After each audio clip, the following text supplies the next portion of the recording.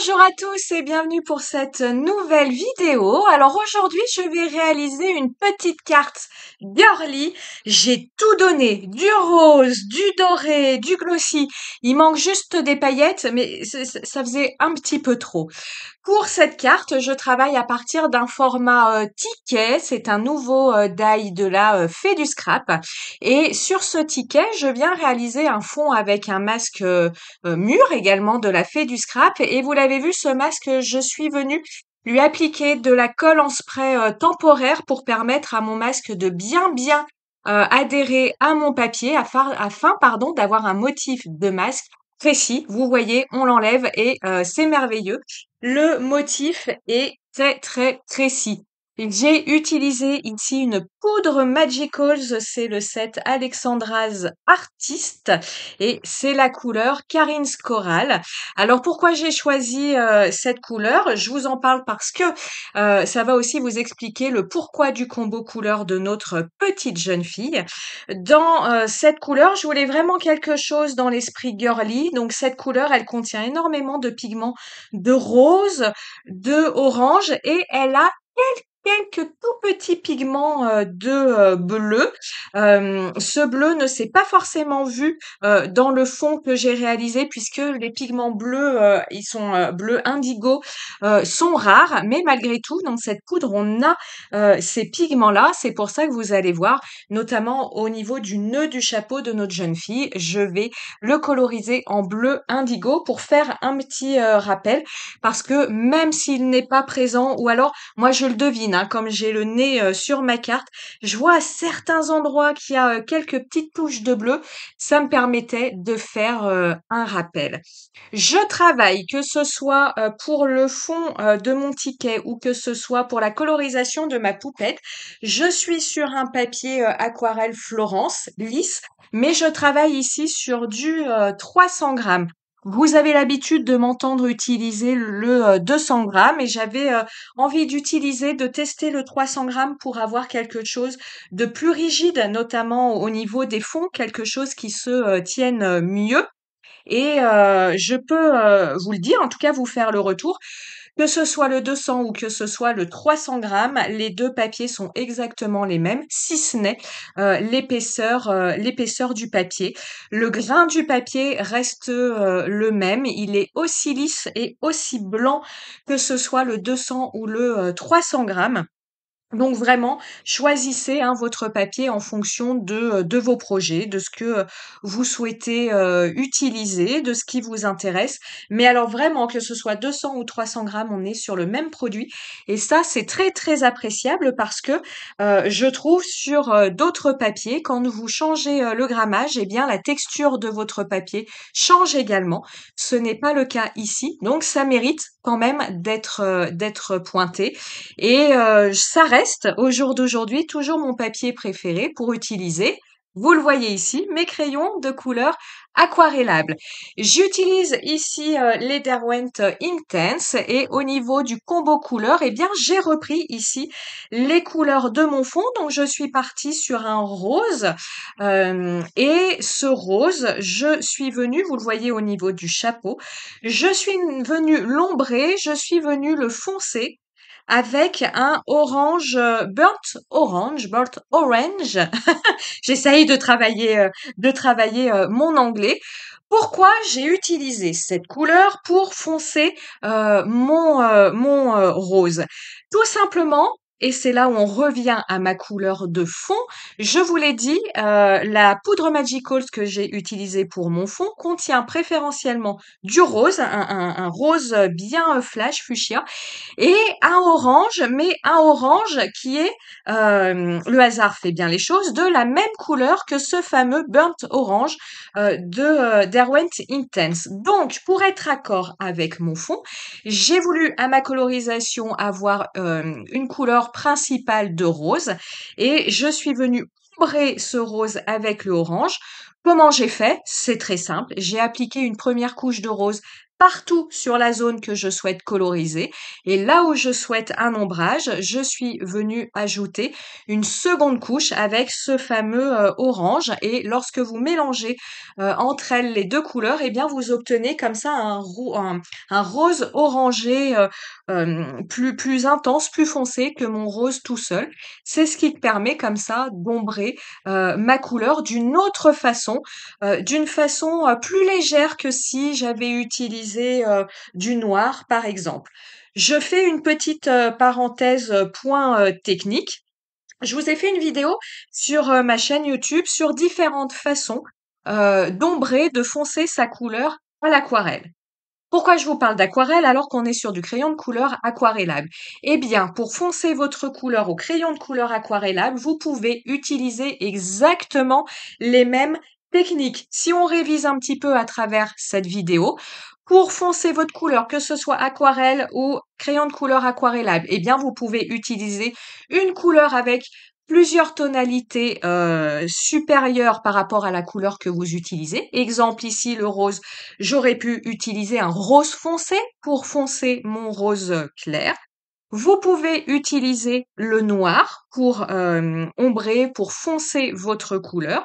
Vous allez évidemment obtenir un autre résultat qu'en utilisant une tonalité plus foncée de votre couleur de base. Vous pouvez utiliser un marron qui va du marron, qui va du sépia, hein. On a plein de marrons différents. Vous pouvez utiliser le gris de Paint et vous pouvez utiliser la couleur complémentaire de votre couleur de base. Si on révise par rapport au rose, la couleur complémentaire, c'est le vert. Voilà, donc vous pouvez utiliser toutes ces techniques pour ombrer votre couleur. Évidemment, toutes ces techniques ne vont pas avoir le même rendu. Je vous le dis souvent, n'hésitez pas à vous faire un petit carnet mémo avec des tests comme ça, avec des tests de mélange, avec des tests d'ombrage de vos couleurs. Comme ça, quand vous voulez passer à l'action et créer votre réalisation, bah, vous n'avez plus qu'à feuilleter votre petit carnet mémo pour voir ce que vous souhaitez utiliser en fonction de ce que vous avez dans la tête, de ce que vous avez envie, du résultat que vous espérez. Par rapport aux techniques que je vous ai citées, il n'y en a pas une qui est meilleure que l'autre. Et vraiment, j'insiste là-dessus parce que parfois, on entend utiliser la couleur complémentaire, c'est ce qu'il y a le mieux, c'est formidable. Alors c'est sûr que c'est formidable, c'est très sympa, mais en fonction du résultat que l'on souhaite obtenir, eh bien, c'est peut-être pas le mélange que l'on souhaite utiliser. Donc, moi, je ne serais pas aussi affirmative en vous disant cette technique-là, c'est la mieux, c'est celle qui est académique, c'est celle qui est à préférer. Moi, je vous dirais, il existe plein de techniques, je vous les ai citées précédemment. Testez-les, faites-vous un mémo de ces techniques et utilisez celle qui vous plaît au moment, voilà, en fonction du résultat que vous souhaitez. Là, j'ai utilisé un orange brun, donc je suis partie avec la technique de ombrer, foncer ma couleur avec un brun, tout simplement parce que je voulais quelque chose, une couleur qui rappelle mon fond. Voilà, tout simplement. Je viens mettre un titre à ma petite réalisation. Donc pour ça, je suis partie du même set de die ticket de la Fée du Scrap en utilisant pour mes étiquettes eh bien le plus petit die de l'ensemble qui est disponible. Donc j'ai découpé deux petits formats étiquettes que j'ai superposés et vous voyez, j'ai fait le tour de ces petites étiquettes avec mon stylo gel doré. Comme je vous ai dit, on fait une carte girly, hein, donc on envoie du rose et on envoie du doré. Ici, je réutilise ma poudre Magicals et je vais venir me faire un papier pour venir mater la carte que je viens de faire pour avoir comme ça un contour rose orangé à ma carte, donc avoir un papier sur lequel venir coller ma carte et sur ce papier, je viens appliquer des sprays Easy Ink, donc la couleur dorée et une couleur rose nacré. Le but était d'intensifier le côté rose et le côté doré pour, mon papier, de fond. Je viens, découper ma petite carte et vous voyez, je vais venir coller, eh bien mon ticket sur ma carte. Ici, j'ai utilisé une chute de papier aquarelle. Nul besoin de papier aquarelle pour faire, votre fond de carte, hein, c'est simplement parce que j'avais du papier Monval que j'aime pas beaucoup et que j'essaye de passer comme ça, dans, voilà, dans des petites réalisations sur des choses où, voilà, je veux un papier rigide, mais peu importe que ce soit un papier aquarelle ou pas. Vous l'avez vu, j'ai réutilisé ici un petit peu de poudre Magicals. Au moment du détourage de ma poupette, le bouquet est compliqué à détourer, les tiges sont très très fines. Donc j'ai détouré en laissant du blanc et je suis venue réappliquer des touches de poudre Magicals là où on voyait en transparence un motif de briques. Donc là où j'avais un motif de briques, j'ai appliqué de la poudre Magicals sur mon bouquet pour donner l'illusion qu'on voit la brique en transparence. Et puis là où je n'avais pas de motif de briques, eh bien je n'ai pas passé de poudre Magicals et j'ai laissé le blanc autour de mon branchage. Alors là, ces petits moments essais, vous voyez, je voulais mettre des petites paillettes Finabert, mais elles étaient trop grosses, ça allait faire trop mastoc, trop épais par rapport à voilà ces couleurs qui sont quand même légères, par rapport à ce dessin de poupette qui est tout léger.